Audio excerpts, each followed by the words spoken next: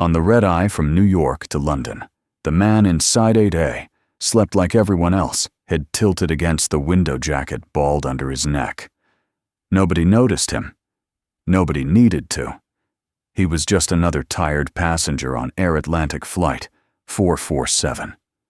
Then the captain's voice cut through the cabin, stripped of all professional calm. "If there are any military pilots on board, please identify yourself immediately." The cabin went dead silent. 195 passengers stared at each other. Nobody moved. The man in seat 8A opened his eyes. Michael Turner hadn't flown anything in 3 years. Not a Cessna, not a simulator, not even a drone at a company picnic. He'd walked away from 12 years in the United States Air Force, from F-16 cockpits, from night missions over hostile terrain, from the kind of adrenaline that made civilian life feel like watching television with the sound off. He walked away because he made a promise. And Michael Turner was the kind of man who kept his promises, even when they cost him everything he used to be. Now he was a software engineer. He wore khakis and wrote code for a defense contractor in Arlington, Virginia, close enough to the military world to smell it, far enough to never touch it again. The irony wasn't lost on him. He built systems for aircraft he'd never sit inside.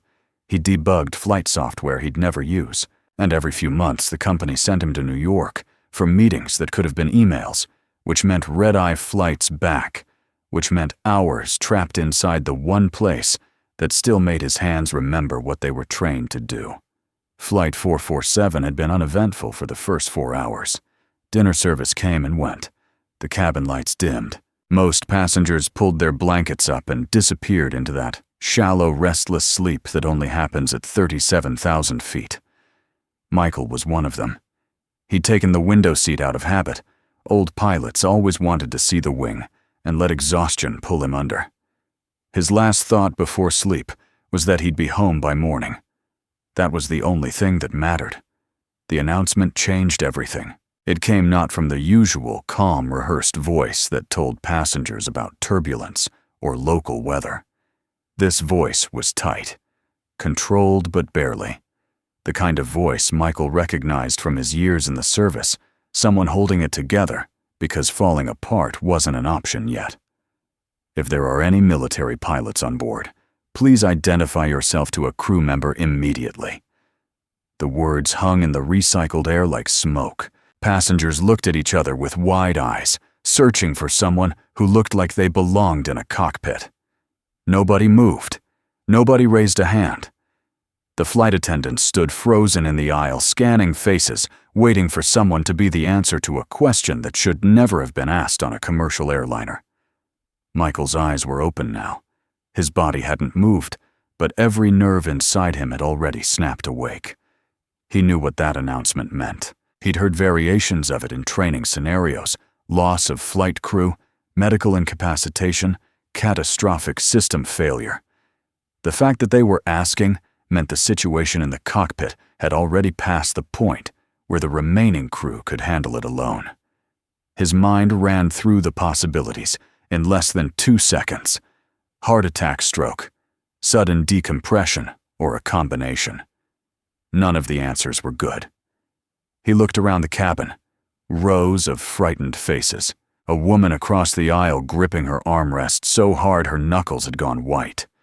A businessman 3 rows ahead pretending to read a magazine with shaking hands. An elderly couple holding each other without a word. 195 people, and not one of them could do what needed to be done.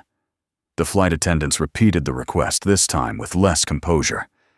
"Any pilots, military or commercial, please come forward now." The word "now" cracked slightly at the end, and that small fracture told Michael more than any briefing ever could. They were running out of time. 3 years. That was how long he'd kept his promise. 3 years of telling himself that the sky was someone else's problem. 3 years of building a quiet, predictable life where the most dangerous thing he did was merge onto the beltway during rush hour. He'd sworn he was done with cockpits, done with the weight of other people's lives pressing down on his shoulders, done with the kind of decisions that either made you a hero or put your name on a memorial wall. He'd made that promise, and he'd meant every word of it. But promises don't account for moments like this. Promises are made in living rooms and kitchens in the safe warmth of ordinary life. They're not made at 37,000 feet with a dead cockpit and a cabin full of people who don't know they're running out of options. Michael sat there for what felt like a full minute, but was probably 5 seconds. He felt the old instinct rising, not excitement, not thrill, but something colder and more mechanical. Duty. The bone-deep, trained-in, impossible-to-unlearn reflex that says, if you can help, you help. If you are the only one who can, you don't get to choose. He unbuckled his seatbelt. The click was barely audible, but it felt enormous, like cracking open a door he'd welded shut 3 years ago. He stood up, and immediately a flight attendant turned toward him. She was in her 40s, dark hair, pulled back tight, nameplate reading G. Moreno. Her eyes were red, but steady. Michael kept his voice low, and even the way he used to speak on tactical radio when everything around him was falling apart. I'm a former Air Force pilot, he said. F-16s. 12 years? What's happening in the cockpit? Grace Moreno didn't answer right away. She studied his face, looking for confidence, for competence, for any sign that this man in a wrinkled button-down shirt was actually what he claimed to be. Whatever she found must have been enough, because she leaned in close and spoke just above a whisper. The captain collapsed about 20 minutes ago. We think it's a stroke. The first officer is flying alone, but something else is wrong with the aircraft. He asked us to make the call. Michael absorbed this, the way he absorbed mission briefings, fast, clinical, without emotion. Captain down. Co-pilot solo. Systems failing. 20 minutes already lost. He gave Grace Moreno a single nod and stepped into the aisle. As he walked toward the front of the cabin, he felt 195 pairs of eyes tracking him. He didn't look back. He couldn't afford to, because if he looked back, he might see the empty seat he'd just left, and he might think about the promise he was breaking with every step.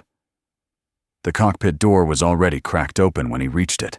Through the gap, he could see the blue glow of instruments and the back of a young man's head.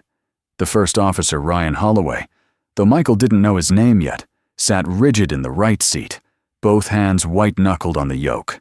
The left seat told the real story. Captain James Whitfield was slumped sideways against his harness, unconscious mouth, slightly open, a thin line of saliva running down his chin. 2 flight attendants had managed to loosen his tie and collar, but there was nothing else they could do at 37,000 feet. Michael stepped into the cockpit. The instrument panels cast a cold light across everything, and in that light, he could see what Grace Moreno hadn't told him, what she probably didn't know herself. The hydraulic pressure gauges were dropping, not fast, not yet, but steadily, like a slow bleed from a wound nobody could find. Both systems, primary and backup. That wasn't turbulence. That wasn't a minor malfunction. That was the kind of failure that turned a commercial airliner into 200 tons of uncontrollable metal. Ryan Holloway glanced over his shoulder. He was young, maybe late 20s, with the look of someone who'd done well in training, but had never been tested in the real thing. His voice came out clipped and professional, but his eyes gave him away. "Who are you?" he asked. Michael didn't hesitate. "Michael Turner, former Air Force. I flew F-16s for 12 years. He looked at the hydraulic gauges, then at the unconscious captain, then back at Holloway. "Tell me everything." Ryan Holloway didn't answer right away. His hand stayed locked on the yoke, his eyes fixed on the windshield, as if the darkness outside might swallow them if he looked away. When he finally spoke, the words came out in fragments, the way people talk when they've been holding themselves together for too long and the seams are starting to show. Captain Whitfield had complained of a headache about 40 minutes into the flight. Nothing unusual, nothing alarming. He'd taken 2 aspirin and kept flying. Then somewhere over the mid-Atlantic, his left hand went slack on the throttle. His speech slurred into nonsense. By the time Holloway looked over, Whitfield's eyes had rolled back, and his body was sliding sideways in the harness. The stroke hit fast and total. One moment there were 2 pilots flying this aircraft. The next, there was one, and he had less than 3 years of commercial experience. But that wasn't the worst of it. Holloway explained that about 10 minutes after the captain went down, the primary hydraulic system started losing pressure.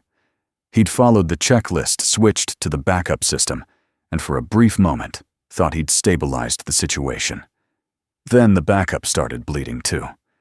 Slowly at first, then faster. He didn't know why. He didn't know how to stop it. He'd radioed Shannon Air Traffic Control and declared an emergency, but the nearest suitable runway was still over an hour away at current speed. The math didn't add up. The hydraulics were draining faster than the distance was closing, and Holloway knew, even if he couldn't say it out loud, that he was flying an aircraft that was slowly dying underneath him. Michael listened to all of this without interrupting. He studied the instrument panel the way a surgeon studies an X-ray, not with hope, but with precision. The primary hydraulic system was at 41% and falling. The backup was at 38%. Flight controls were still responding, but there was a lag. Now a softness in the yoke that any experienced pilot would recognize as the first warning sign.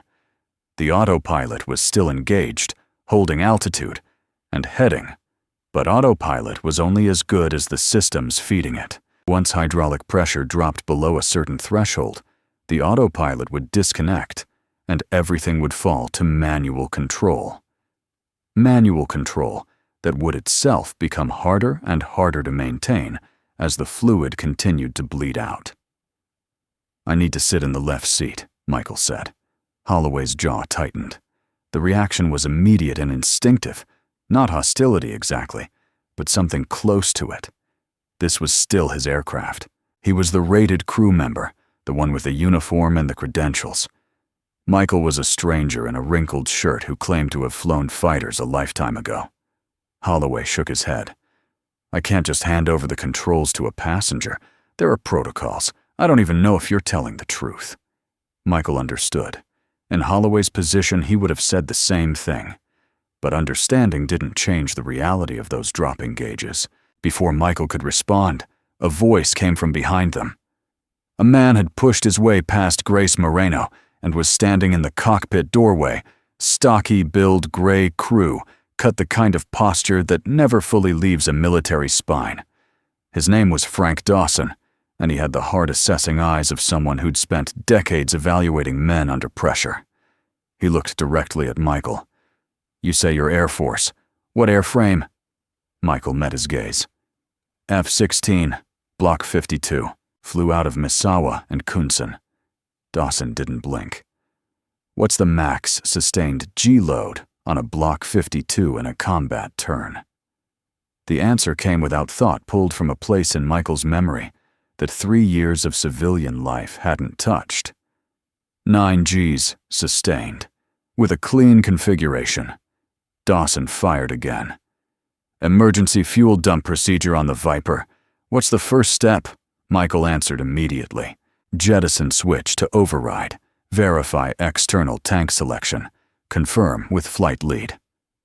The questions kept coming rapid, specific, the kind of details no one could fake from a Wikipedia article or a half-remembered movie. Dawson tested fuel systems, ejection sequences, emergency power unit activation, and the exact radio frequency for guard channel. Michael answered everyone without hesitation. Each response delivered flat and clinical, like reading from a manual he'd memorized with his bones. Dawson finally turned to Holloway. "He's real," he said. "I spent 22 years in the Air Force. This man is who he says he is." Then Dawson looked at the hydraulic gauges, and Michael watched the color leave the older man's face. Whatever Dawson had been in his military career, he knew enough to read those numbers and understand what they meant. He stepped back out of the cockpit without another word, and Michael could see in that exit everything Dawson wasn't saying. This was now Michael's problem, and they both knew it. Holloway sat still for a long moment, staring at the gauges, then at the unconscious captain beside him, then at the darkness ahead. Something shifted in his expression.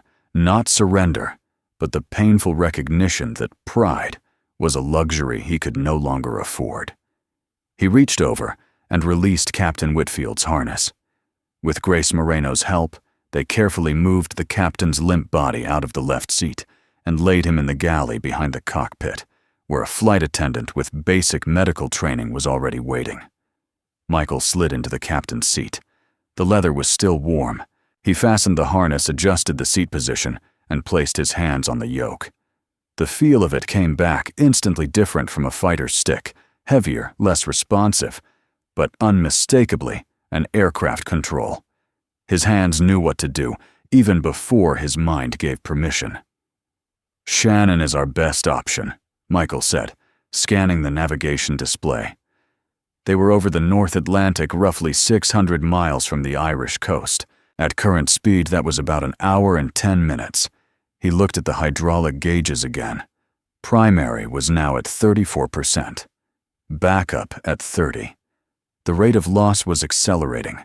He ran the numbers in his head, not exact, but close enough to know that they wouldn't have full hydraulic control by the time they reached Shannon. They might not have any. "We need to go faster," Michael said. "Increase speed and start our descent now. The sooner we get down, the more control authority we'll have when we land." Holloway nodded and began adjusting the speed, while Michael contacted Shannon ATC on the radio. His voice was steady, professional, carrying the calm authority of a man who declared emergencies before just never in an aircraft this size, carrying this many lives. Shannon cleared everything. Every other aircraft in the area was rerouted. The runway was theirs. Fire trucks and emergency vehicles were already rolling into position. But Michael knew that none of that mattered if they couldn't hold the aircraft together long enough to reach that runway. The hydraulic systems were the aircraft's blood, and it was bleeding from 2 wounds that no one could stitch shut at this altitude, at this speed, in the middle of the night. 30 minutes passed.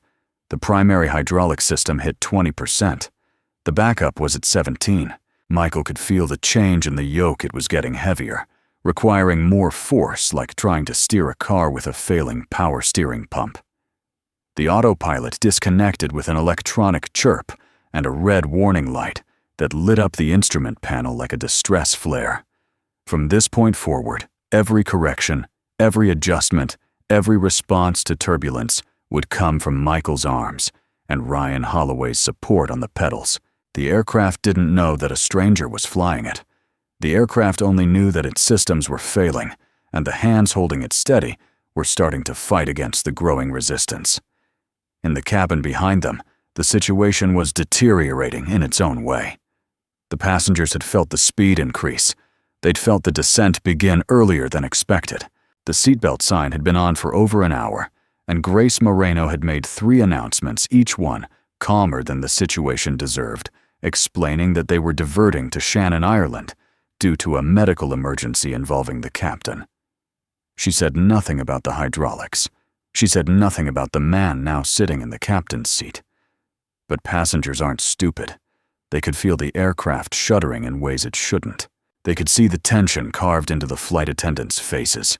And fear, once it takes root in a confined space, spreads faster than any announcement can contain it.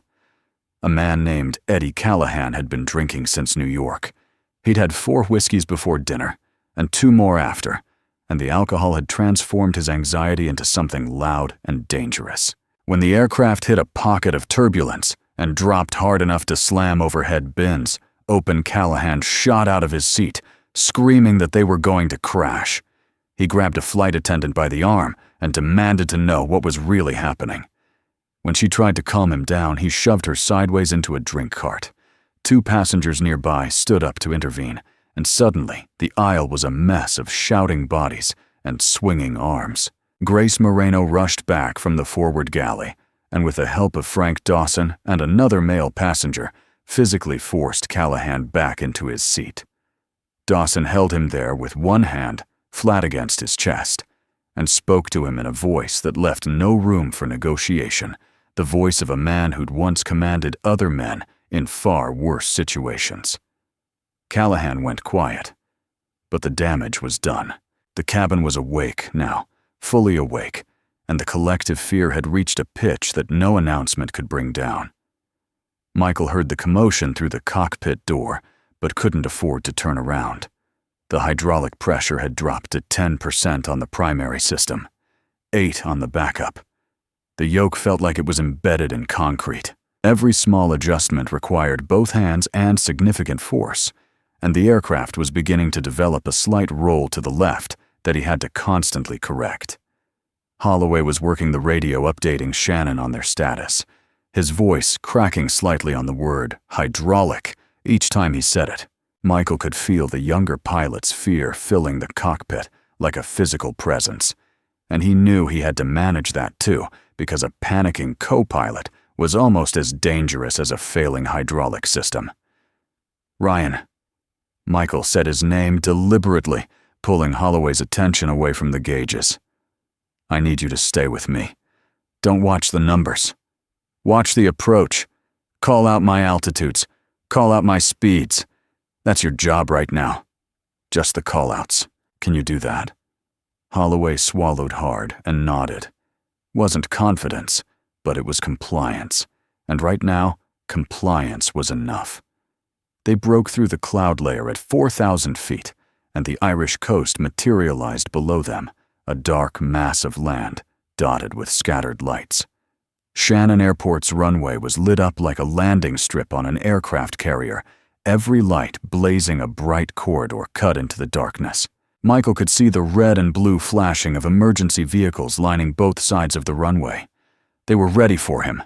The question was whether he was ready for what came next. The primary hydraulic system read 5%. The backup read 3%. The flight controls were barely responding.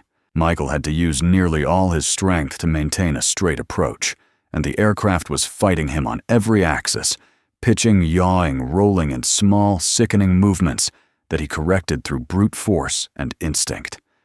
The flaps were partially deployed, locked in an intermediate position, because there wasn't enough hydraulic pressure to move them further. That meant a faster approach speed. That meant a steeper angle. That meant less room for error on a runway that was already going to be barely long enough. At 1,000 feet, the backup hydraulic system hit 0. The gauges flatlined. Michael felt the exact moment it happened. The yoke went almost completely dead in his hands. The rudder pedals became stiff and unresponsive, and the aircraft stopped being something he could fly and became something he could only aim.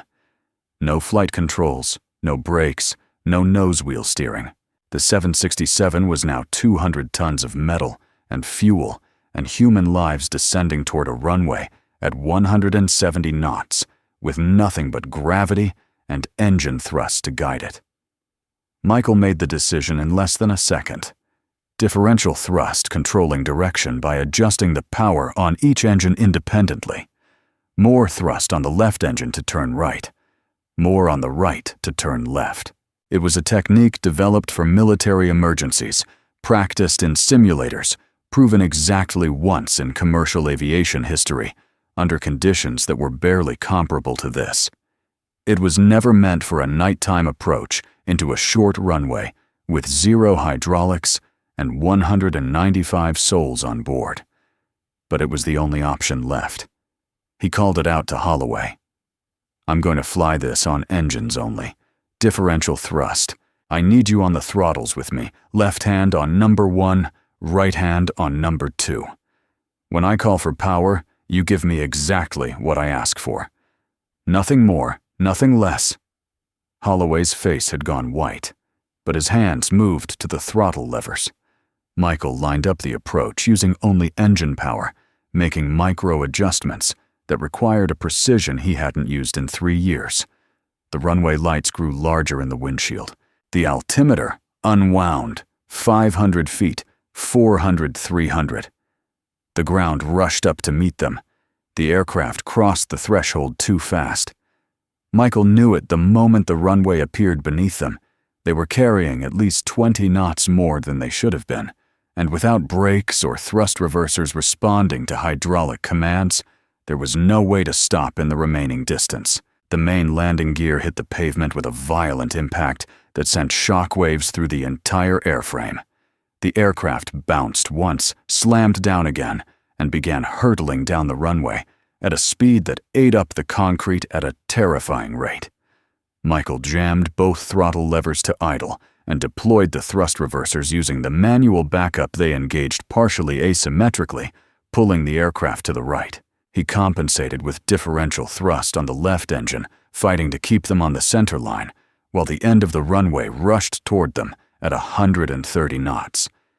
Then 110. Then 90. But the runway was running out.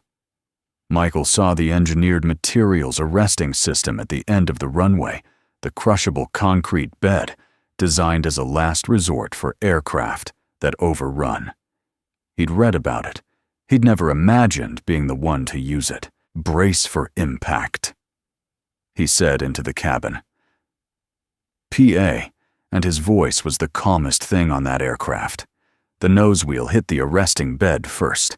The sensation was immediate and violent, like driving a car off a road into deep sand. The aircraft decelerated brutally, throwing everything forward. Overhead, bins exploded open. Luggage rained down. Passengers screamed. The airframe groaned with a sound that was almost human, a deep metallic cry of stress and resistance. The aircraft tilted left wing, dipping toward the ground, the world outside the windshield going sideways, and for one long, terrible second, Michael believed they were going to flip. Then everything stopped. The silence was absolute. Not the natural silence of a quiet room, but the shocked, vacuum-sealed silence that follows catastrophe, the kind where the world holds its breath to see if it's over or just beginning. The aircraft sat motionless in the arresting bed, tilted to the left, its wing dipped low toward the churned-up ground. Dust and debris hung in the air outside the windshield like fog. Inside the cockpit, every warning light on the instrument panel was lit a constellation of red and amber that no longer mattered because the aircraft had stopped moving, and that single fact was the only thing that counted. Michael's hands were still locked on the yoke. His arms trembled, not from fear, but from the sheer physical effort of the last several minutes, the sustained force it had taken to hold 200 tons of crippled metal on something resembling a straight line. His shoulders ached. His forearms burned. He could feel his own heartbeat in his fingertips pressed hard against the control column. He didn't let go. Some part of his training wouldn't allow it, the same part that kept a fighter pilot's hand on the stick, even after the ejection handle had been pulled, because you don't release control until you're certain, absolutely certain, that the threat has passed. Ryan Holloway sat frozen in the right seat, staring straight ahead through the windshield at the torn-up surface of the arresting bed and the emergency lights beyond it. His hands were still on the throttle levers where Michael had told him to keep them. His breathing came in short, shallow pulls, like a man who'd been underwater too long and had just broken the surface. He turned slowly to look at Michael, and his face carried the expression of someone who had just watched the impossible happen in real time and was still trying to decide if he was alive. "You did it," he said. His voice was hoarse, stripped down to almost nothing. "You saved all of us." Michael shook his head once, a small, tight movement. He didn't want the words. Not yet. Maybe not ever. He released the yoke finger by finger, like peeling his hands off something electric, and reached up to shut down the engines. The turbines wound down with a long, fading whine, and the cockpit went quiet, except for the soft chirping of warning systems that had nothing left to warn about. Through the cockpit windows, Michael could see the first emergency vehicles arriving, fire trucks, with their lights cutting red and white arcs through the Irish darkness, ambulances pulling up behind them, ground crews in reflective vests running toward the aircraft with the controlled urgency of people trained for exactly this kind of night. Behind the cockpit door, the cabin was coming back to life. The screaming had stopped, replaced by something rawer, the sound of 195 people realizing simultaneously that they were still breathing. It started as scattered sobs, individual voices breaking one at a time, and then it grew into a wave of crying and gasping and shaking that rolled through the cabin from front to back. Passengers clutched at each other, strangers gripping strangers' arms, couples pressing their faces together, people who'd been sitting in polite silence for hours, now holding on to one another as if physical contact was the only proof that they'd survived. Grace Moreno opened the cockpit door. Her face was streaked with tears she hadn't had time to wipe, and her uniform was disheveled from the chaos with Callahan and the violent deceleration that followed. She looked at Michael sitting in the captain's seat, and whatever professional composure she had left dissolved into something honest and unguarded. She didn't say thank you. She didn't need to. The way she looked at him said everything that words would have cheapened. Michael unbuckled the captain's harness and stepped out of the cockpit into the forward galley. Captain Whitfield was still unconscious on the galley floor, attended by a flight attendant who had kept monitoring his pulse throughout the entire ordeal. He was alive. That was something. The paramedics would be on board within minutes. Michael stepped past them into the main cabin, and the reaction was immediate. Passengers who could see him from the forward rows began to applaud. It spread backward through the aircraft, clapping, then cheering, then a standing ovation from people whose legs were still shaking, too hard to stand properly. Michael walked through it with his head down, not out of false modesty, but because the weight of what he'd just done was only now beginning to land on him, and it was heavier than anything the aircraft had carried.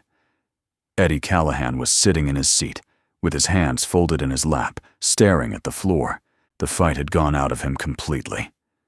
When Michael passed his row, Callahan looked up and opened his mouth, but all that came out was a broken half-sentence. "I'm sorry, I didn't. I was just—" He couldn't finish it. Michael gave him a brief nod and kept walking. There was nothing to say. Fear makes people into the worst versions of themselves, and Callahan would have to live with his version for a long time. Near the middle of the cabin, a woman reached out and caught Michael's sleeve. She was in her 50s, well-dressed, her makeup ruined by tears. Her nameplate, a conference badge still clipped to her jacket, read, "Mrs. Patterson." She held onto his arm and spoke quietly, almost to herself. "Because of you, we get to go home to our families." Michael looked at her, and for the first time since he'd stood up from seat 8. Something cracked behind his eyes. Not tears, not yet, but the pressure of them building behind a wall he'd spent 3 years constructing. He gently freed his arm and moved toward the exit where ground crew were positioning the emergency stairs. The night air hit him as he stepped onto the top of the stairs.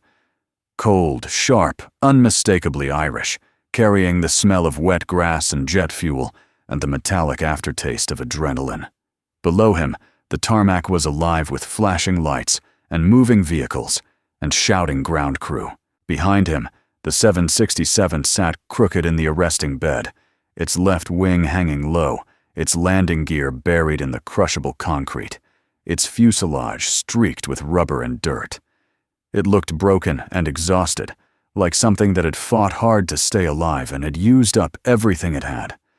Michael stared at it for a long time. 3 years ago, he'd walked away from aircraft like this. He'd told himself that chapter was closed, sealed, finished, buried under a new life of code and commutes and quiet evenings. But the aircraft sitting wrecked behind him told a different story. The past wasn't something he'd buried. It was something he'd carried every single day without knowing it until the moment it was needed. He found a quiet corner of the terminal away from the media crews that were already arriving, away from the airline officials who wanted statements, away from the passengers who wanted to shake his hand. He pulled out his phone. The screen was cracked when it had happened. He didn't know, but it still worked. He dialed the number for the babysitter back in Arlington. It rang 4 times before a groggy voice answered. "It's Michael," he said. "I'm fine. I'm in Ireland. There was a situation on the flight." He kept his voice even and matter-of-fact, the same tone he'd used on the radio, the same tone he'd used in the cockpit. He asked if everything was okay at home. The babysitter said yes. Everything was fine. The house was quiet. Everyone was asleep. Michael closed his eyes. "Don't tell her anything yet," he said. "When I get home, I want to tell her myself." He hung up and sat there in the cold, fluorescent light of Shannon Airport, holding a cracked phone in hands that had just landed a dead aircraft, and understood something he hadn't understood 3 years ago when he'd made his promise. He'd broken it. There was no way around that. He'd sworn he was done with cockpits, done with the sky, done with the kind of moments that put the weight of other people's lives on his shoulders. And tonight he'd walked straight back into all of it. But sitting there in the terminal with the sound of ambulance sirens fading outside and the distant murmur of 195 people making phone calls to tell their families they were alive, Michael realized that some promises are too small for the moments that test them. He'd promised to stay away from the sky. But the larger promise, the one underneath the one that mattered, was to always come home. And he was coming home.